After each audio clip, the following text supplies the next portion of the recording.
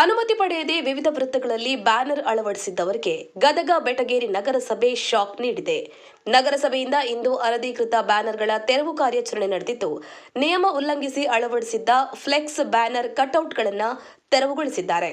ಕಾರ್ಯಕ್ರಮ, ವೈಯಕ್ತಿಕ ಹಾಗೂ ಶುಭಾಶಯ ಬ್ಯಾನರ್ ಹಾಕುವ ಮುನ್ನ ಪೂರ್ವಾನುಮತಿ ಮತ್ತು ನಿಗದಿತ ಶುಲ್ಕ ಪಾವತಿ ಅಗತ್ಯ.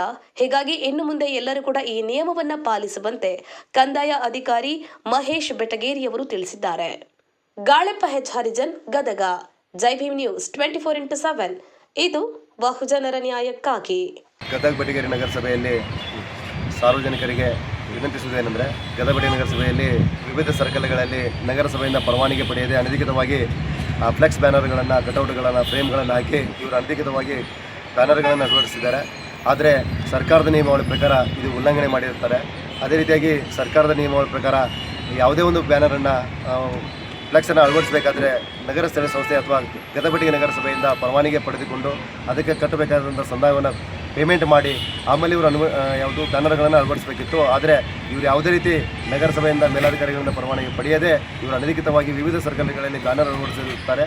ಆದ್ದರಿಂದ ಇವತ್ತೇ ನಾವು ಮತ್ತು ನಗರಸಭೆ ಸಿಬ್ಬಂದಿಗಳು ಇವತ್ತು ಅನಧಿಕೃತ ಯಾರು ಅಳವಡಿಸಿದರೆ ಅಂಥ ಬ್ಯಾನರ್ಗಳನ್ನು ಇವತ್ತೇ ಕಾರ್ಯಾಚರಣೆಯನ್ನು ಮಾಡಲಾಗಿದೆ ಅಂತೇಳಿ ಸಾರ್ವಜನಿಕರಲ್ಲಿ ವಿನಂತಿ ಮಾಡುತ್ತೇನೆ.